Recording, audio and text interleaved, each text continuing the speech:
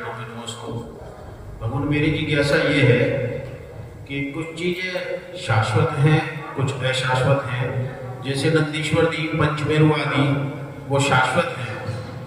तो यहाँ हम देखते हैं कि जैसे हमने कोई अपना मंदिर बनाया कृत्रिम या घर बनाया, तो उसकी लाइफ है 100 साल 2 साल, उसके बाद वो क्षण क्षण जीर्ण होता है, बिल्डिंग टूटती भी है, फिर नहीं बनती है। लेकिन जैसे नंदीश्वर दीप आदि है, तो वहाँ जो बना हुआ है उसमें क्या ऐसा शक्ति का परिणाम है कि वो आज तक अनंत काल से ऐसी है और अनंत काल तक ऐसी रहेगी, जबकि वहाँ निर्माण कुछ नहीं, जो है सब अकृत्रिम है। तो मेरी जिज्ञासा का समाधान करने की कृपा करें।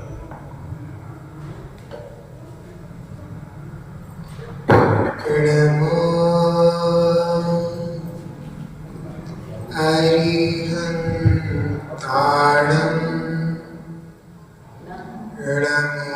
सिद्धाणं नमो आयर्याणं नमो उवच्छायाणं नमो लोये सौवसाहुणं। बोलो 24 तीर्थंकर भगवान की, नेमिनाथ पाशनाथ भगवान की, महावीर भगवान की, जिनवाणी माता की, गौतम गणधर देव की, आचार्य श्री कुंद कुंद स्वामी की, आचार्य श्री शांति सागर जी महामुनि राज की, आचार्य गुरुदेव श्री धर्मभूषण जी महामुनि राज की, आचार्य श्री सम्यक भूषण जी महामुनि राज की,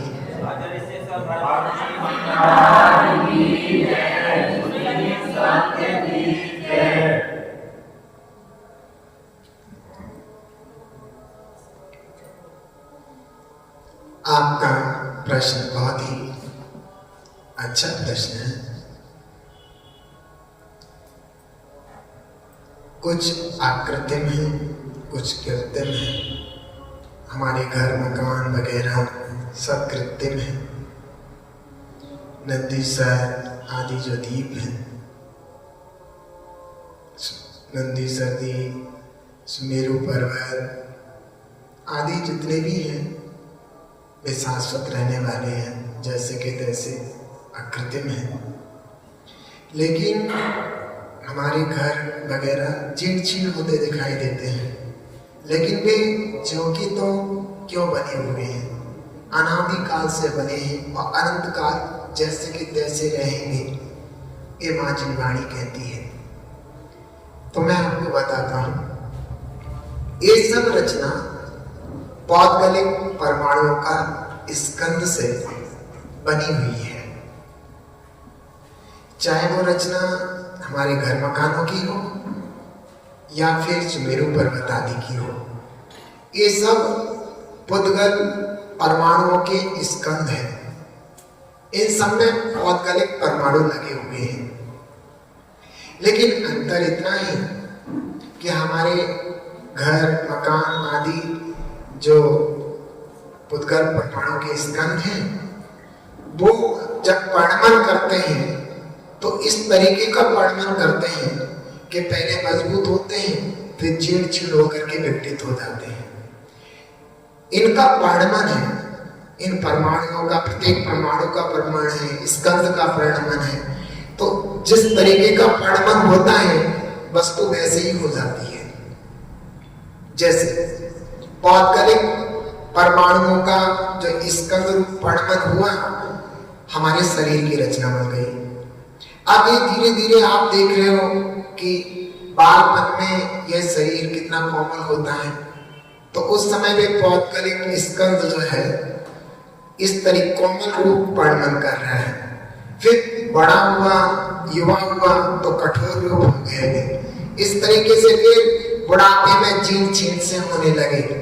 इस तरीके का पौद्गलिक परमाणुओं का जो स्कंद है वो इस तरीके से ही परिणमन कर रहा है। बाद में जाकर के बिल्कुल जीर्ण चीर्ण हो गया, और उसके बाद जब आयु पूरी हो गई तो लोगों ने या तो जमीन के अंदर इस शरीर को डाल दिया, या फिर कहीं ऐसे ही छोड़ दिया, या फिर नदी आदि में बहा दिया, या फिर अग्नि से संस्कार कर दिया, ये सब कुछ होकर के वो जीर्ण चीर्ण हो गई। अगर अग्नि में जलाया गया तो वो स्कंद राख रूप पड़मन कर गए, वो परमाणु राख रूप पड़मन कर गए। इस तरीके का पड़मन ये हमने आपको बताया कि जो कृत्रिम है, जो हम लोगों के द्वारा बनाए गए या शरीर आदि जो कुछ है उनके साथ ऐसा होता है। लेकिन सुमेरु पर्वत जैसे पर्वत है, वहां जो पौद्गलिक परमाणु का स्कंद है वो उसी रूप पड़मन कर रहा है, जैसे का तैसा उसमें पड़मन उसी तरीके का होता चला जा रहा है, जिसके कारण वो विघटित नहीं होता, वैसा ही पड़मन हो रहा है। हमारा जैसा पड़मन हो रहा था वैसा उनका नहीं हो रहा, उनका उसी रूप में पड़मन हो रहा है। तो सदा काल ऐसे के ऐसे ही है और आगे भी ऐसे ही रहेंगे, ऐसा जनेंद्र परमात्मा ने कहा है।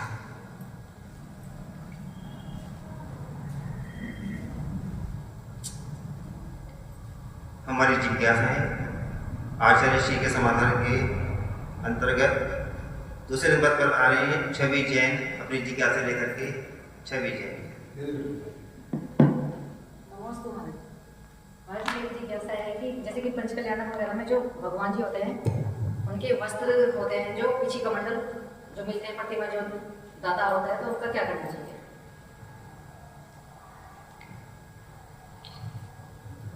बहुत अच्छा प्रश्न है आपका कि जब पंच कल्याणक होके पूर्ण हो जाते हैं तो उस समय तीर्थंकर के जो गृहस्थ अवस्था के वस्त्र हैं, पिंचिका है, कमंडलू है, इनका क्या करना चाहिए? तो ये चीजें पवित्र होती हैं, इनको हम ऐसे तो कहीं डाल नहीं सकते, चाहे वो पिछी हो, चाहे कमंडल हो या फिर वस्त्र हो। इनको बहुत तरीके हैं, जैसे हमारा विवेक काम करे वैसे हम कर सकते हैं। अपने अपने विवेक से इनके संस्कार हम कर सकते हैं। जैसे हस्तिनापुर में बहुत सारे वृक्ष हैं, तो हम तीर्थंकरों के वस्त्रों को पोटली बना करके किसी वृक्ष पर टांग दे तो धीरे धीरे जीर्ण चीर्ण होकर के अंदर जंगल में ही वो समाप्त हो जाएगा, अग्नि का प्रतीक भी नहीं बनेगा। ऐसे पिछिका को भी हम वहाँ ऐसे कर सकते हैं। कमंडल को भी हम ऐसे लटका सकते हैं जंगलों में कहीं, जिससे कोई अभिनय ना हो। और भी तरीके जैसा योग्य विवेक आपका काम करे वैसे उचित रहेगा।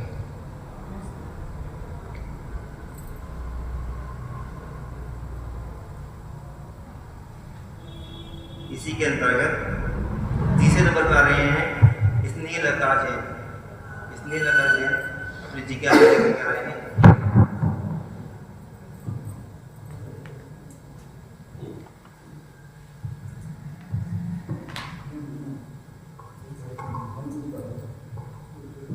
नमो सुगुरुदेव, नमो सुगुरुदेव, नमो सुगुरुदेव। आचार्य श्री, मेरी जिज्ञासा है कि जैसे समय शिखर में तीर्थंकर मोक्ष गए हैं, उनका जो कूट बनता है, जो उनकी समाधि हो जाती है, उनका कूट बनता है, तो वो कौन बनाता है? बहुत सुंदर प्रश्न है। आपने सुना होगा कि शास्त्रों में पढ़ा होगा, सुना होगा कि तीर्थंकर का जब जिस स्थान से मोक्ष होता है, उनका वह शरीर कपूर की भांति उड़ जाता है और नख और केस मात्र बचते हैं, जिनको सौधर्मेंद्र एक वैसी ही शरीर की रचना करके और वो संस्कार कर देता अग्नि कुमार के द्वारा। जाति के देव हैं, वो संस्कार कर देते हैं उस शरीर का। अब जो राख बचती है वह एक रत्नों की डिब्बी में रख करके और वो क्षीर सागर में जाकर के प्रवाहित कर देता है, और वहीं की वहीं वह इंद्र जो है तीर्थंकर के चरण चिन्हों को उकेर देता है और उसके बाद सब लोग निर्माण महोत्सव की पूजन करते हैं, चरणों की पूजन करते हैं। ये सब क्रिया है। फिर उसके उपरांत जो भी जीर्ण शीर्णता होती जाती है या वो जमीन में समा जाते हैं, तो वहाँ नहीं होने पर धीरे धीरे अपन लोग भी वहाँ पर इस तरीके से पाषाण के चिन्ह बना करके भगवान, जैसे कई टोकों पर बिजली गिर जाती है, टूट हो जाती है, खंडित हो जाते हैं, तो वहाँ नवीनीकरण इस तरीके से होकर के कूट बना दिए जाते हैं। और भगवान को याद करके हम उस स्थान पर जा करके उस सिद्ध दशा को नमस्कार करके आत्मा से परमात्मा की बात लगाते हैं।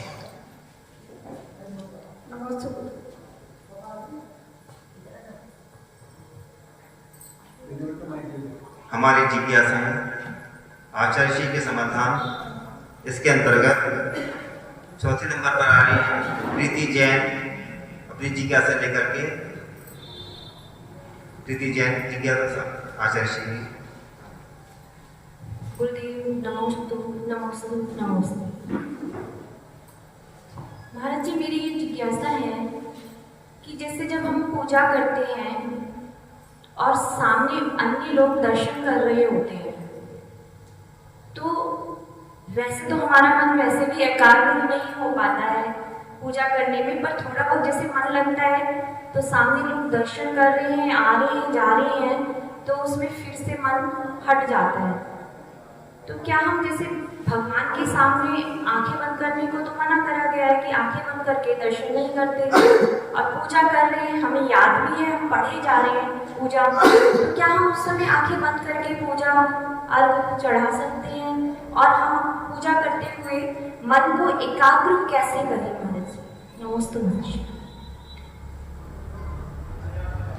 आपका प्रश्न अति उत्तम है।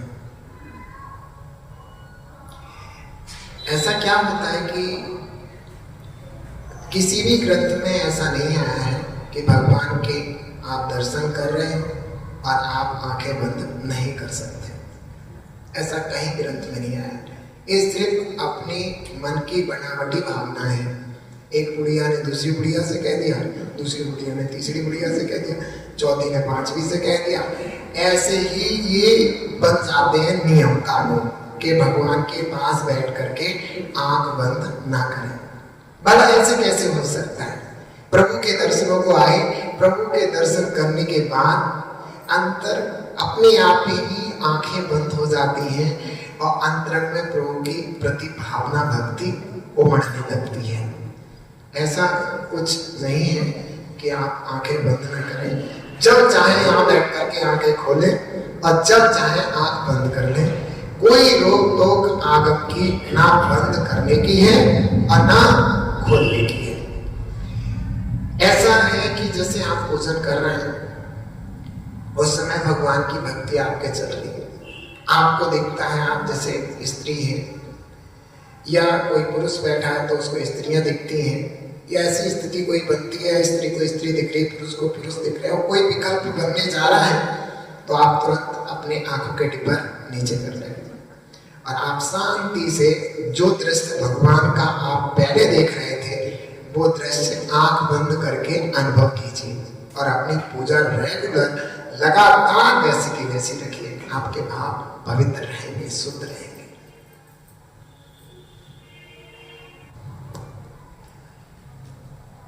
इसी के अंतर्गत छठे नंबर पर आ रही है विजय जैन सर्रा अपनी जिज्ञासा लेकर के आचार्य श्री उनका समाधान देंगे। विजय जैन सर्रा। नमस्कार। महाराज जी, मेरा प्रश्न ये है, मैंने एक जगह ये पढ़ा था कि 2.5 युग से मोक्ष है। जो जीव मोक्ष जा रहा है उसका एक बाल भी उड़कर 2.5 युग से आगे नहीं जा सकता। तो क्या जा सकता है? अगर नहीं जा सकता तो क्यों नहीं जा सकता? अति उत्तम है आपका प्रश्न। देखो,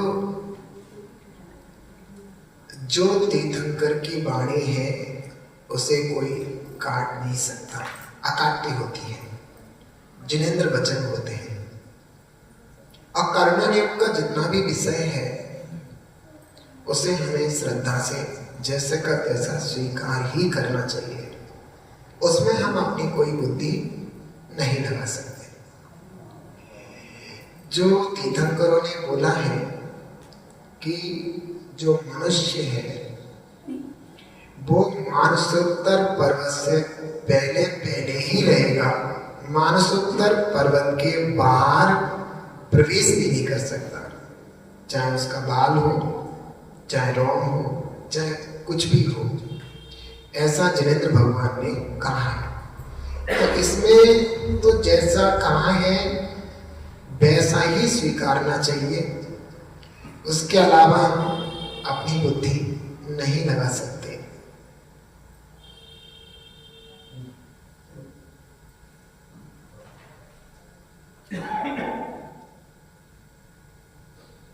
इसी के अंतर्गत 7वें नंबर पर आ रहे हैं सुनील जैन ठेकेदार।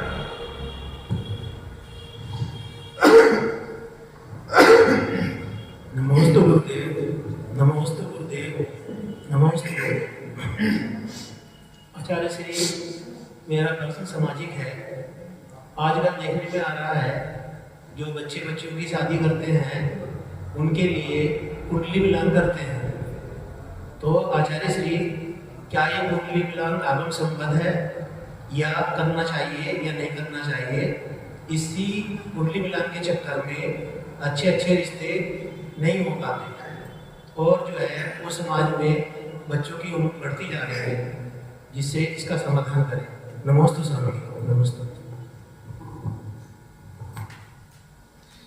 आपका प्रश्न उत्तम है। देखो, बात कुंडली की रही, दोनों की जन्म राशियों को देख करके कुंडली बना करके आपस में मिलान करके शादी विवाह करते हैं लोग, ये देखने में आता है। लेकिन जैसे पहले होता था कि चक्रवर्ती की शादी होती थी 96,000, अब उसमें कुछ मिलेक्स खंड की होती थी, कुछ आर्यखंड की होती थी और कुछ शायद विद्याधरों की, इस तरीके से मिला करके जो भी उनके विवाह होते थे। तो इस तरीके से किसी की कुंडली मिलाने तो वे जाते नहीं थे कि भाई देख ले पहले एक बार मिला के ये योग्य है कि नहीं है, घर पे जाके लड़ाई झगड़ा तो नहीं करेगी। तो ऐसा तो कुछ वहाँ था नहीं। और फिर कुंडली मिलाते समय अनेक भ्रांतियां उत्पन्न होती हैं। ऐसा भी देखने में आया है जैसे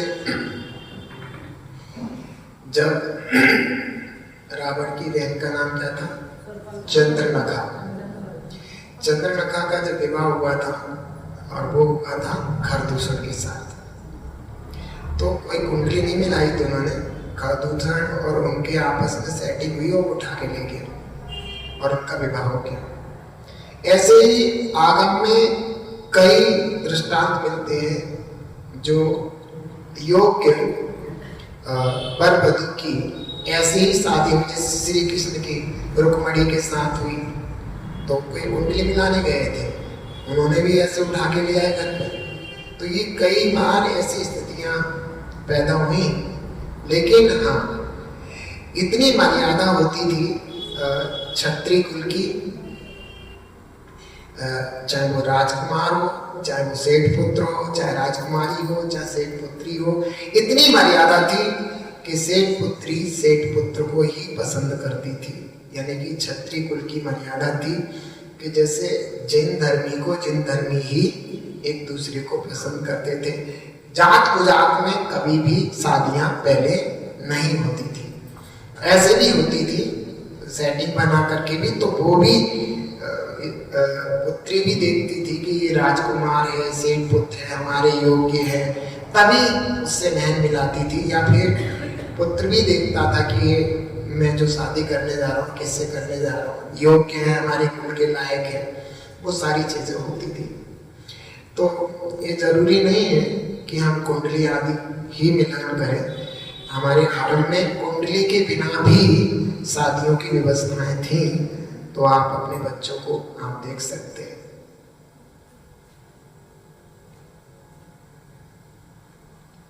हमारी जिज्ञासाएं आचार्य ऋषि के समाधान इसके अंतर्गत 8वें नंबर पर आ रही है। सुधा जैन अपनी जिज्ञासा लेकर के कृपया अपनी जिज्ञासा प्रस्तुत करें। सुधा जैन।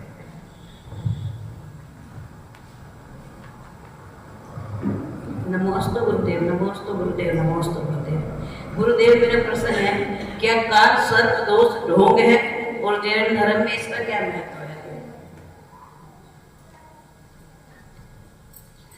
बहुत उत्तम प्रश्न है आपका। एक बार ज्ञान सागर जी महाराज जी, जो अभी समाधि हो गई जिनकी, हमारी परंपरा के थे, शांति सागर छानी परंपरा के, तो वो प्रवचन दे रहे थे सरदने में। उस वक्त किसी ने कहा था कि महाराज जी ने ऐसे ऐसे प्रवचन दिए, हमने उससे सुना था। तो वो कह रहे थे आज काल सर्प है तो कल काल गधा हो जाएगा, परसों काल कुत्ता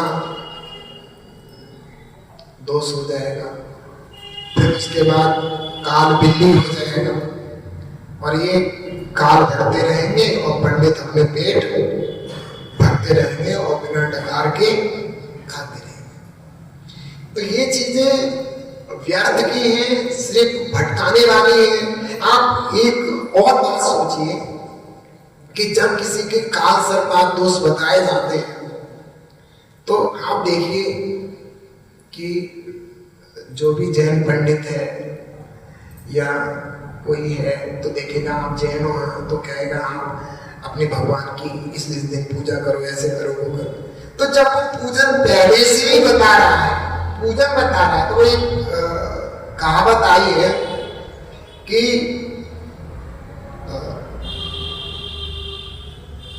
दुख में सभी भगवान को याद करते हैं, सुख में कोई नहीं करता। अगर सुख में भी याद कर ले भगवान को तो दुख किस लिए आए? तो हम हमेशा ही जब भगवान की पूजा आराधना भक्ति कर रहे हैं तो काय का काल दोष और काय का सर्प दोष और काय का गधा दोष कुछ भी हो सकते हैं। गुरुदेव, मेरा एक प्रश्न हो रहा है, जो हमारे तीर्थंकर भगवान होते हैं तो इनकी छाती पे जो ये चिन्ह बना रहता है तो ये किस वजह से क्या है? आपका प्रश्न उत्तम है। और श्रीवत्स चिन्ह जो होता है वो महापुरुषों के होता है, और इससे स्पष्ट होता है कि ये महापुरुष हैं और ये विशेष कुछ उनके जीवन में अच्छा होने वाला है, बहुत गुणवान है, ये उसका प्रतीक होता है।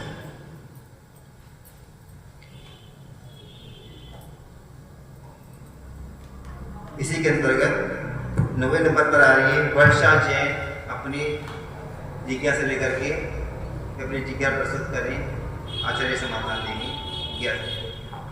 नमस्ते महाराज जी, नमस्ते महाराज, नमस्ते महाराज। महाराज जी, मैं वर्षा जैन दिल्ली से आई हूँ। मेरा एक समाधान है कि मैं अपनी दोनों बेटियों की मान्य जैन और प्रिया जैन जबलपुर बचवा स्थली में एडमिशन की सोच रही हूँ। तो महाराज जी आपकी क्या आज्ञा है? सोच रही हूँ तो महाराज जी आपकी गुरु आज्ञा क्या है? आपका प्रश्न बहुत उत्तम है। प्रतिभा स्थली आचार्य श्री विद्यासागर जी महामुनिराज के आशीर्वाद से चल रही है, और शायद 2-3 जगह है, 5 जगह है, और बहुत सुचारू रूप से ब्रह्मचारिणी बहनें जो कि B.Ed है या और अच्छी पढ़ी हुई है, ये सारी ब्रह्मचारिणी बहनें प्रतिभा स्थली को संभालती हैं। वहाँ पर सिर्फ लड़कियों को ही अध्ययन कराया जाता है, तो आपने बहुत अच्छा प्रश्न किया। आप अपने बच्चों को वहाँ पर एडमिशन कराएंगे तो मेरी तो पूरी अनुमोदना है, और बच्चे अपने जीवन को पवित्र बना करके ही निकलेंगे, ये भी पक्का है। और जिनको प्रतिभा स्थली से वहाँ जानकारी है, जो भाई यहाँ बैठे हों, वो इनको थोड़ा सा रास्ता बताएं कि वे वहाँ तक अपने बच्चों के एडमिशन के लिए कैसे पहुँच सकते हैं और बच्चों का सुचारू रूप से एडमिशन कैसे करा सकते हैं। क्योंकि बच्चों के पिता नहीं हैं, इसलिए छोटे छोटे बच्चे हैं, तो इसलिए उनको वहाँ पर अच्छे से हो जाए। और बच्चे 3 लड़कियाँ हैं, तो कहने का मतलब बच्चे पढ़ लिख करके एक अपने भविष्य में हो सकता है भविष्य में आर्यका माता जी के रूप में प्रस्तुत हों या फिर अपने जीवन को उत्कृष्ट बनाएं।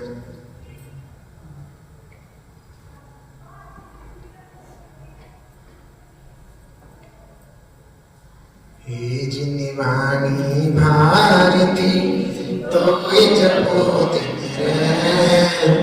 जो तेरी शरणा गए सो पावे सुख जय।